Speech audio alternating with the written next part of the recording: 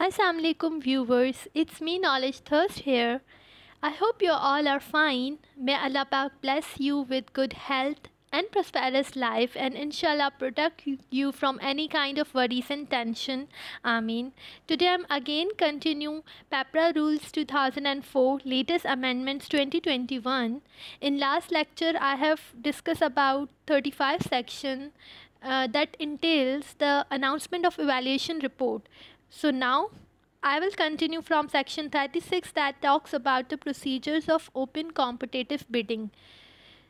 As we already know that the principal method used by the procuring agencies for most of the procurement is open competitive bidding. So here we will understand the major procedures involved in open competitive bidding. Guys, there are 4 procedures. This can also come in MCQs that how many procedures are there for open competitive bidding.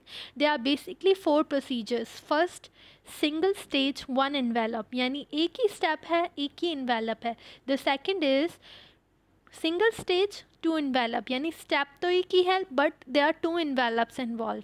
The third is 2 stage bidding procedure, यानी उसमें हमारे stages की बात हो रही है that they are 2 steps but no discussion about the envelopes 2 हैं नहीं है वो चीज़ इसमें नहीं कही गई. द फोर्थ वन है हमारा 2 स्टेज 2 इन्वेलप, यानी 2 स्टेप्स हैं और 2 ही इन्वेलप हैं. सो हम पहले से डिस्कस करते हैं. Number A, single stage one envelope procedure. मैं आपको पहले शॉर्ट में बता देती हूँ that single stage one envelope procedure वो होता है जिसमें ऑल बिडर्स जो हैं एक ही इन्वेलप देते हैं और उस इन्वेलप में 2 सेपरेट प्रपोजल्स होते हैं. One is the financial that talks about the money, मतलब वो पैसे की बात कर रहे होते हैं that what amount we are expecting to receive when we will perform particular task, service और provide goods. ठीक है, कितनी मनी वो एक्सपेक्ट कर रहे हैं. उसके अलावा दूसरा होता है टेक्निकल प्रपोजल जो उसके साथ होता है एक ही इन्वेलप में. उसमें टेक्नैलिटीज़ की बात की होती है that what kind of specifications are required in a particular good और द नॉलेज और एक्सपीरियंस और the abilities of that person, qualifications, उसके अलावा फर्दर फीचर्स वगैरह वो सारे टेक्निकल प्रपोजल में होंगे. ठीक है, तो ये दोनों चीज़ें साथ होती हैं और एक ही टाइम पे वो उस इन्वेलप को ओपन करते हैं, टेक्निकल को भी पढ़ते हैं, फाइनेंशियल प्रपोजल को भी पढ़ते हैं. अब उन सारे बिडर्स के इन्हीं एक ही इन्वेलप में से दोनों को पढ़ के जो उनको बेस्ट लगता है दे सेलेक्ट द बेस्ट वन. जो मोस्ट एडवांटेजेस बिड उनको लगती है वो उसको सेलेक्ट कर देते हैं. कोई एक्स्ट्रा स्टेप नहीं है, कोई दूसरा इन्वेलप नहीं है, डायरेक्ट खोला, दोनों को देखा, जो समझ आया बस उनको सेलेक्ट कर दिया. द सेकेंड वन इज़, खैर मैं इसको एक दफ़ा रीड भी कर देती हूँ. Each bid shall comprise one single envelope containing separately the financial proposal and the technical proposal. All bids received shall be open and validated in a manner prescribed in the bidding documents. और वो किस तरह से evaluate और open होते हैं जिस तरह से हमारे बिडिंग डॉक्यूमेंट्स में लिखा होता है. जो भी है what ever may be the evaluation criteria, what ever may be the opening procedure, that all must be included in your bidding documents. The second is single stage 2 envelope. इसमें एक step हो गया, 2 इन्वेलप है. अब इसमें क्या होता है, फर्स्ट ऑफ ऑल जो बिडर से हम लोग 2 ही इन्वेलप लेते हैं. एक बिडर से हमने 2 इन्वेलप लिए अलग से, जिसमें एक हमारा टेक्निकल होगा, एक हमारा फाइनेंशियल प्रपोजल होगा. नाउ द टेक्निकल और जो फाइनेंशियल है, ठीक है, उन दोनों को बोल्ड लेटर्स में लिखा जाता है. ठीक है, ताकि वो इजीली नोटिसेबल हो और कन्फ्यूजन ना हो. अब इसमें ये होता है कि हम सबसे पहले टेक्निकल खोलते हैं. ये भी MCQs में आ सकता है कि हम फर्स्ट किसको ओपन करते हैं. Obviously we give a more priority to technicalities than the financial one. तो हम टेक्निकल को खोलते हैं हर बिडर के, और जिससे हम सेटिस्फाई होते हैं ओके हम उसको तो रख लेते हैं ताकि उसका हम फाइनेंशियल प्रपोजल खोलें. और जिनसे हम सेटिस्फाई नहीं होते वी डायरेक्टली रिजेक्ट दैम. और उनके जो भी फाइनेंशियल प्रपोजल्स होते हैं ना वो ओपन ही नहीं करते जिनके हमने रिजेक्ट किया. Because when we are not satisfied with technical proposal, हमें उसकी स्पेसिफिकेशंस, उसका क्वालिफिकेशंस, उसका एक्सपीरियंस समझ नहीं आ रहा, तो हम कैसे मूव ऑन हो जाएं टूवर्ड्स द फाइनेंशियल टर्म्स. इसीलिए हम उसको डायरेक्ट रिजेक्ट करते हैं यहाँ पे. ठीक है, और जो हमारे टेक्निकली अच्छा लगता है हम उसके फाइनेंशियल प्रपोजल को खोलते हैं. सो मैं आपको रीड भी करके दिखा देती हूँ. The bid shall comprise a single package containing two separate envelopes. दो separate envelopes होंगे इसमें, ठीक है. Each envelope will separately contain separately the financial proposal and technical proposal. Again दो ही proposal होंगे, financial और technical. The envelope shall be marked as financial proposal and technical in bold and legible letters to avoid confusion. And confusion now इसलिए उनको bold letters में लिखा जाएगा.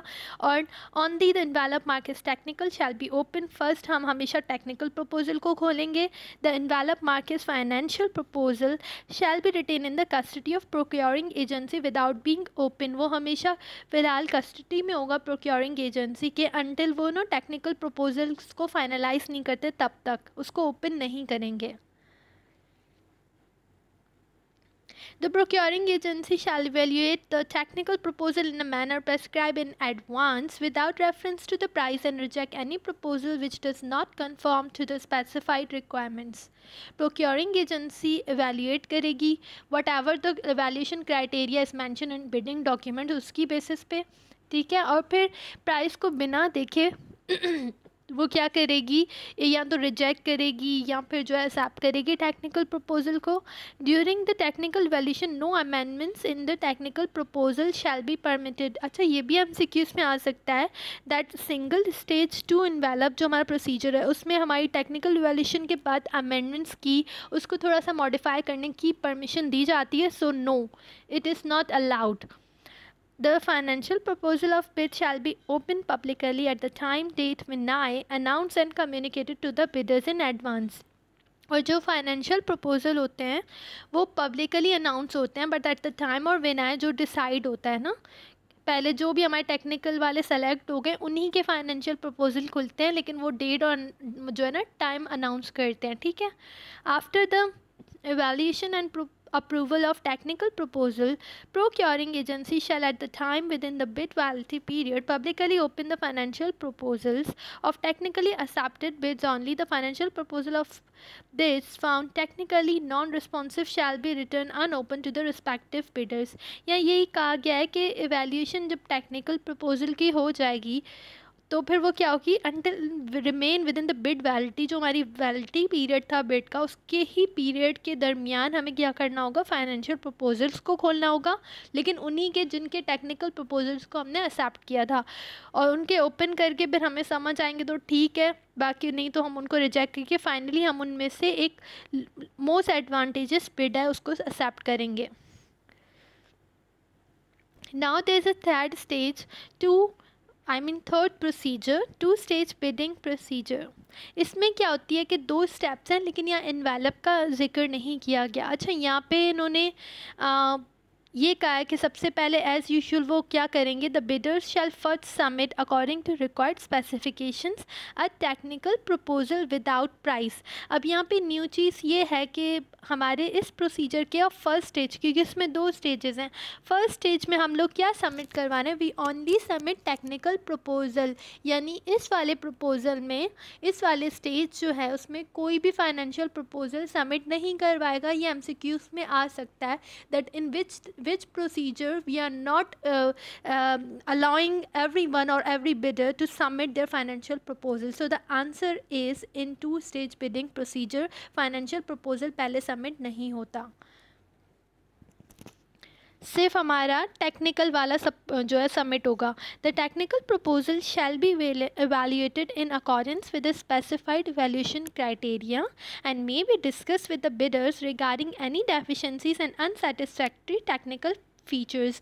Once तो वो सबमिट कर लिया बिडर्स ने, अब क्या होता है फाइनली वो सबके टेक्निकल प्रपोजल्स को खोलते हैं और एवेल्यूएट करते हैं, ठीक है, कि कौन से टेक्निकल प्रपोजल्स हमें सही लग रहे हैं अकॉर्डिंग टू एवेल्यूएशन क्राइटेरिया.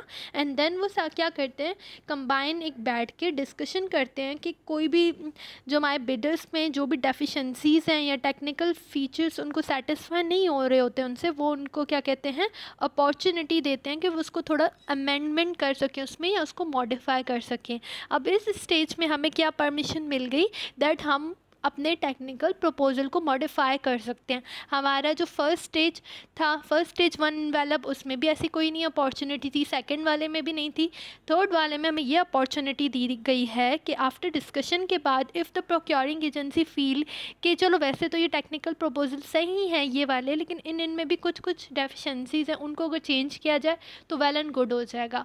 तो ये ऑप्शन हमारे 2 स्टेज बिडिंग प्रोसीजर में होता है।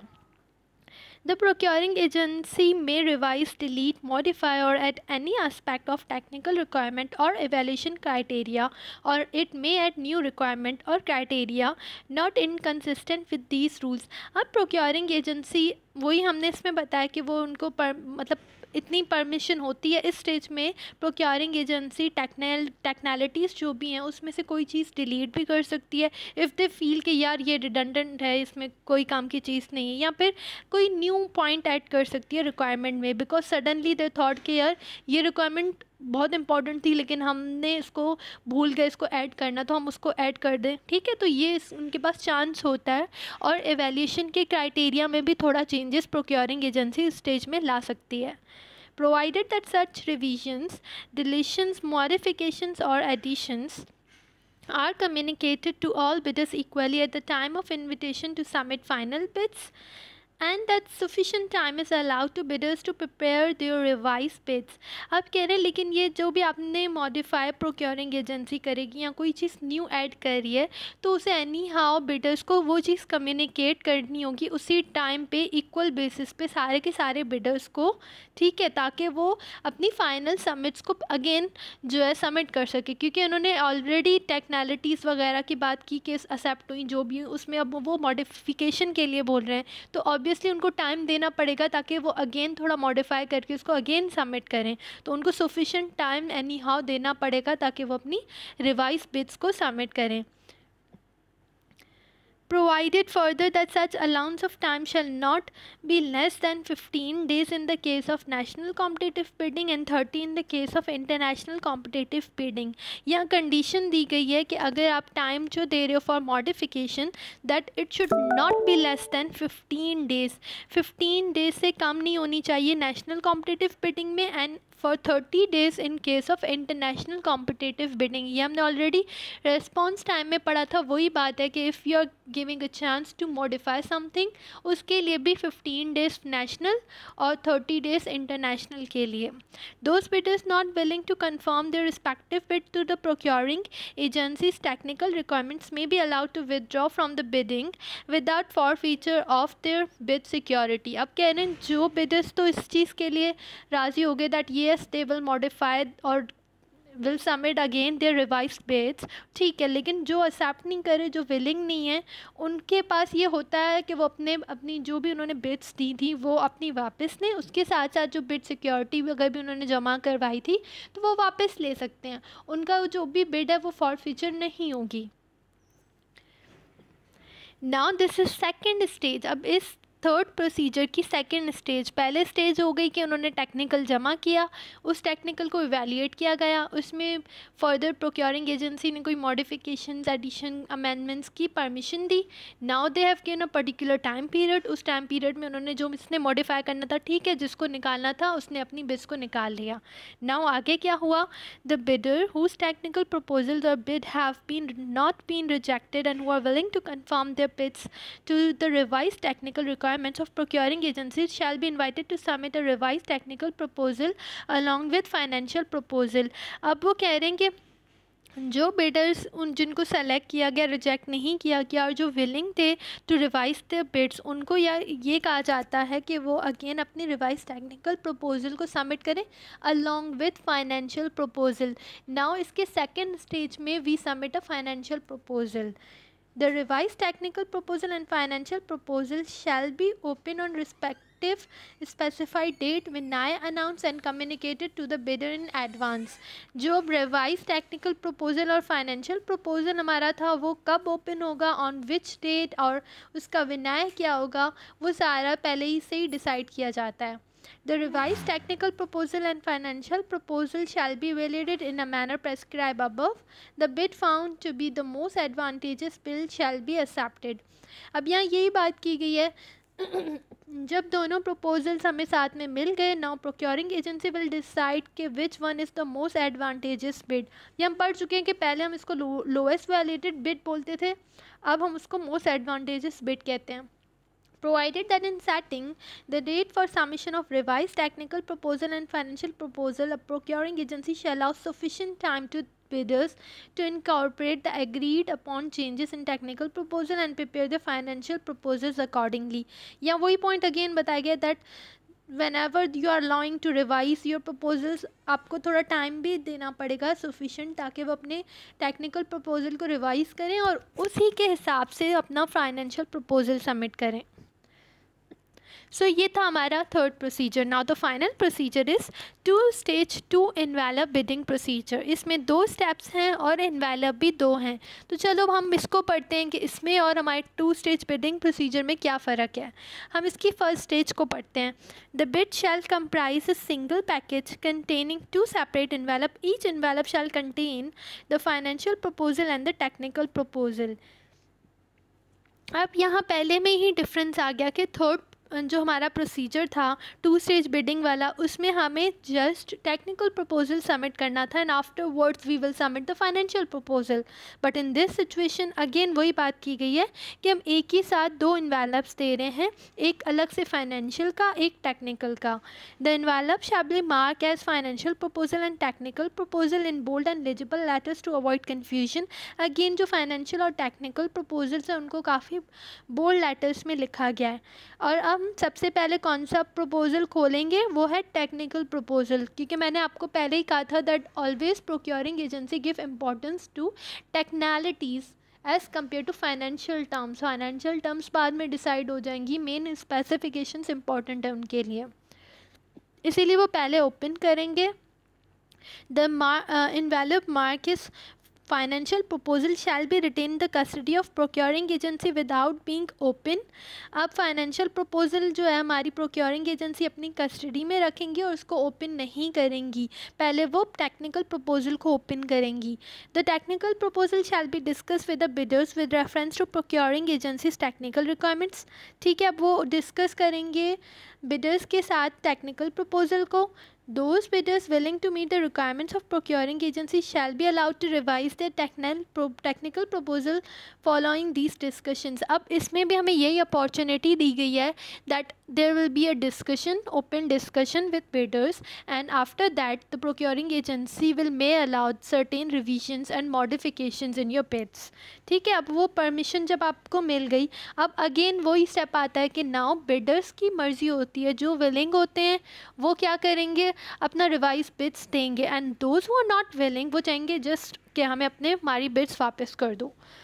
Bidders not willing to conform the technical proposal to the revised requirement of procuring agency shall be allowed to withdraw their respective bids without forfeiture of their bid security। Again वो अपना withdraw करवा देंगे amount, और उसके अलावा उनकी जो bid security है वो भी ज़ब्त नहीं होगी। procuring agency के पास ये हक़ नहीं है कि वो उनकी जो bid security उनसे ली थी वो उसको ज़ब्त करे, वो उनको वापस मिल जाएगी। Now the second stage, after the agreement between the procuring agency and the bidders on the technical requirements, bidders who are willing to conform to revised technical specification and those and whose bids have not already been rejected shall submit a revised technical proposal and supplementary financial proposal according to technical requirement। Now this can also come in MCQ's portion के किस वाले procedure में हम लोग supplementary financial proposal submit करते हैं, तो वो हमारा होता है 2 स्टेज 2 एनवेलप में एक extra supplementary financial proposal submit हो रहा है, because we have already submitted the financial proposal in the first stage. हमने फर्स्ट स्टेज में उसको कस्टडी में रखवाया था, टेक्निकल को रिवीजन की थी, लेकिन अगेन वो उस वाले प्रपोजल को कस्टडी में रखवाने के बाद ये खुद एक और सप्लीमेंट्री फाइनेंशियल प्रपोजल दे रहे हैं यहाँ पे। ठीक है, आफ्टर एग्रीमेंट यानी प्रोक्योरिंग एजेंसीज के बाद जो एग्रीमेंट हुआ between the bidders and procuring agency एक टेक्निकल रिक्वायरमेंट्स पे कि हमें ये चीज़ें आप चेंज करके दो, अगर आप ये चीज़ें ऑफ़र करोगे तो आपको सेलेक्ट कर सकते हैं। तो बिडर्स ने वो सारी स्पेसिफिकेशंस रिवाइज़ की।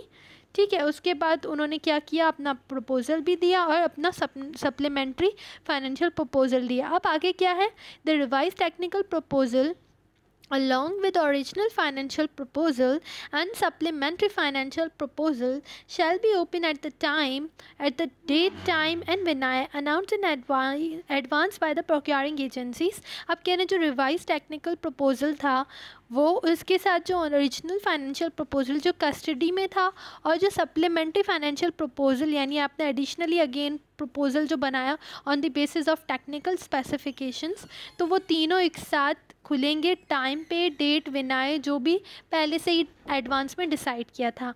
Provided that in setting the date for submission of revised technical proposal and supplementary price proposal, a procuring agency shall allow sufficient time to the bidders to incorporate the agreed upon changes in the technical proposal and to prepare the required supplementary financial proposal। अब वो यही कह रहे हैं that obviously you have to give a certain time to the bidders so that they can easily change the technical requirements or modify them, and along with that they also add the supplementary financial proposal। क्योंकि उनको time की ज़रूरत होगी, वही जल्दी तो नहीं बना सकते, तो उनको आपको पर्टिकुलर थोड़ा सा टाइम सफिशेंट देना पड़ेगा। Procuring agency shall evaluate the whole proposal in accordance with evaluation criteria and that bid found to be most advantageous bid shall be accepted। Last step में यही होता है कि वंस अब तीनों चीज़ें मिल गई, ना उन प्रपोजल्स की आप जो एवेल्यूशन करते हो उसको एनालाइज करते हो कि कौन सा सबसे बेहतर है technicality and along with financial terms के हिसाब से, जो आपको सूटेबल लगेगा that will be considered as most advantages bid.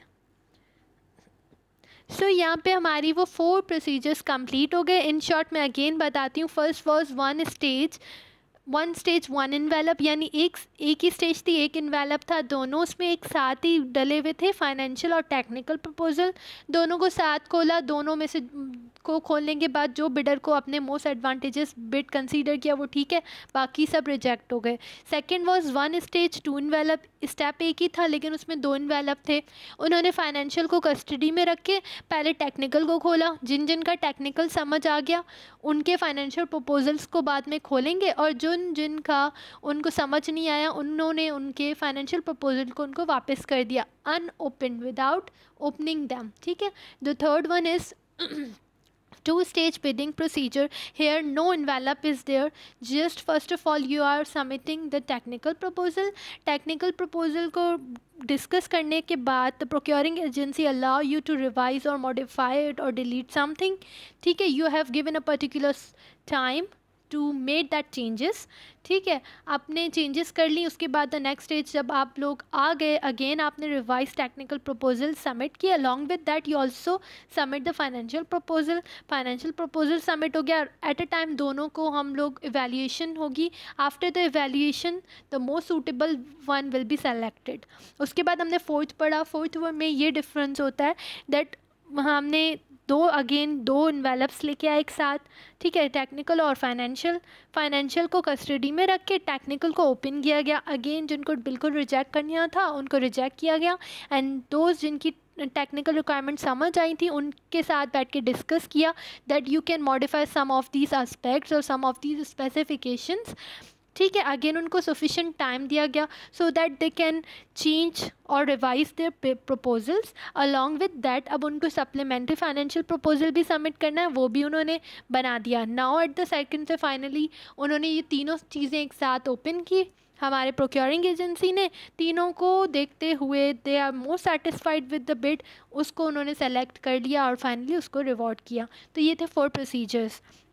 Now यहाँ पे बताया गया conditions for use of single stage two envelope, two stage two envelope bidding procedure. कौन सी कंडीशंस हैं in which these procedures are more suitable? So let us understand. Single stage 1 envelope bidding procedure shall be ordinarily be the main open competitive bidding procedure used for the most of the procurement। ये MCQs में आ सकता है that from the 4 procedures which one is the most common कौन सा है जो use होता है ओपन कॉम्पिटिटिव बिडिंग में? So the answer is single stage 1 envelope, ये मोस्ट कॉमनली यूज होता है। ठीक है, लेकिन अब दूसरी कंडीशंस बताइए कि कौन सी कंडीशंस में हम दूसरे प्रोसीजर्स यूज़ करते हैं। Single stage two envelope bidding procedure shall be use where the bids are to be valuated on technical and financial grounds and prices taken into account after technical evaluation. यहाँ वो कह रहे हैं कि जब दोनों चीज़ें इंपॉर्टेंट होती हैं, technical and financial grounds, but slightly financial ground से technical one is on priority, उसकी प्रायोरिटी थोड़ी ज़्यादा होती है। दैट्स वाई वो क्या करते हैं, they take into account technical evaluation first, then वो फाइनेंशियल इवैल्यूएशन करते हैं। उसके बाद two stage bidding procedure shall be adopted in large and complex contracts. ऐसे कॉन्ट्रैक्ट्स जो बहुत ज़्यादा कॉम्प्लेक्स हैं और बहुत ज़्यादा बड़े हैं, जैसे कोई हैवी ब्रिजेस, कोई हैवी में काम मिल गए हैं, और जो है मेट्रो बसेस सपोज़ हम लोग बनवा रहे हैं, बहुत ज़्यादा हैवी अमाउंट में हम उन मेट्रो बसेस का जो है बिज़नेस कर रहे हैं और प्रोक्योर कर रहे हैं उन चीज़ों को, ताकि क्या है कि स्मूथली ट्रांसपोर्ट हमारा जो है ना, नॉर्मल पब्लिक का ट्रांसपोर्ट अच्छा चले। तो इसकी ये कॉम्प्लेक्स कॉन्ट्रैक्ट है, तो इस केस में हम कर सकते हैं where technically unequal proposals are likely to be encountered where the procuring agency is aware of its options in the market, but for given set of performance requirement the two और more equally acceptable technical solutions available to the procuring agency. कह रहे हैं जहाँ पे there is no one technical solution but हमारे पास alternatives हैं, यानी एक की बजाय दूसरा टेक्निकल रिक्वायरमेंट भी हमारी एलिजिबल हो सकती है, हम डिफरेंट अल्टरनेटिव भी यूज़ कर सकते हैं, काफ़ी टेक्निकल सॉल्यूशंस हमारे पास हैं। उस केस में हम two stage bidding procedure use करते हैं, ताकि हम पहले टेक्नैलिटीज़ को समझें, कौन कौन से टेक्निकल सॉल्यूशंस हमारे पास ऑप्शंस हैं, उसके बाद फिर हम उसको फर्दर मॉडिफाई करने के लिए बोल देते हैं, ताकि टेक्नैलिटीज़ हमें अच्छी से अच्छी मिल सके। लेकिन यानी ये एमसीक्यूज़ में आ सकता है कि हम टू स्टेज बिडिंग प्रोसीजर वहाँ यूज़ करते हैं जब हमारे पास एक से ज़्यादा टेक्निकल सॉल्यूशंस हों। Two stage two envelope bidding method shall be used for procurement where alternative technical proposals are possible। यहाँ पर भी यही कि जहाँ पे हमारे अल्टरनेटिव प्रपोजल्स मौजूद हों, एक ज़मीनी एक ही किस्म की टेक्नैलिटी चाहिए हमें यहाँ पे नहीं, हमारे अल्टरनेटिव और भी अच्छे ऑप्शंस हो सकते हैं, तब हम क्या करते हैं, वहाँ पे हम लोग two stage two envelope use करते हैं। और इसकी एग्जांपल दी गई है कि हमारे मशीन इक्विपमेंट या मैन्युफैक्चरिंग प्लांट है, कई इक्विपमेंट ऐसे भी हो सकते हैं ना कि एक नहीं तो दूसरा, थोड़े उसमें डिफरेंट फीचर्स हैं, but it can also be a good option. In this case we are using two stage two envelope bidding method. Now section number 37 unsolicited proposal। अच्छा ये लास्ट है, इसके बाद हम अगेन नेक्स्ट वीडियो में बात करेंगे। सो ये है अनसॉलिसिटेड प्रपोजल। मैंने पहले भी स्टार्टिंग में डिस्कस किया था, अनसॉलिसिटेड मीन्स इन मतलब वॉलेंट्री थिंग ना, जिसके लिए आपको पूछा नहीं गया या आपको कहा नहीं गया कि आप करो, आप इन अपनी मर्ज़ी से वॉलेंटरली खुद ही आप ऑफ़र दे रहे हो, दैट इज़ कॉल्ड अनसॉलिसिटेड। ठीक है, अनसॉलिसिटेड प्रपोजल मैं आपको शॉर्ट में बताती हूँ। समटाइम्स कुछ पब्लिक कंपनीज़ हैं या प्राइवेट कंपनीज़ हैं, ठीक है, उनके पास कुछ अच्छा ऑप्शन होता है, लाइक कोई बहुत ही अच्छा प्रोजेक्ट आपको इनोवेटिव होता है या यूनिक सा प्रोजेक्ट, तो आप क्या करते हो, आप प्रोक्योरिंग एजेंसी से मिलते हो, उनको ऑफ़र करते हो दैट मेरे पास ये जो है टेक्नैलिटीज़ हैं, ठीक है, मेरे पास ये नई चीज़ है आपको ऑफ़र करने के लिए, and that will benefit you for sure, आपको बहुत ज़्यादा बेनिफिशियल होगा। लेकिन ये है कि जो भी कोई प्रपोज़ल आपको दे रहा है खुद अपनी मर्ज़ी से, अब यहाँ पे कोई भी हमारी बिडिंग तो नहीं हुई या प्रोक्योरिंग एजेंसी ने तो मांगी नहीं है कोई चीज़, लेकिन कोई ख़ुद कंपनी आपके पास चल के आई है, कोई ख़ुद एक बिडर आपके पास आया है, ख़ुद एक सप्लायर कॉन्ट्रैक्टर आपसे मिल के कह रहा है कि मेरे पास आपके लिए ये ऑफ़र है और ये आपको ये बेनिफिशियल होगी, आपको प्रॉफिट भी देगी हर हिसाब से, आपके ओवरऑल पब्लिक के लिए भी ये बेनिफिशियल होगी।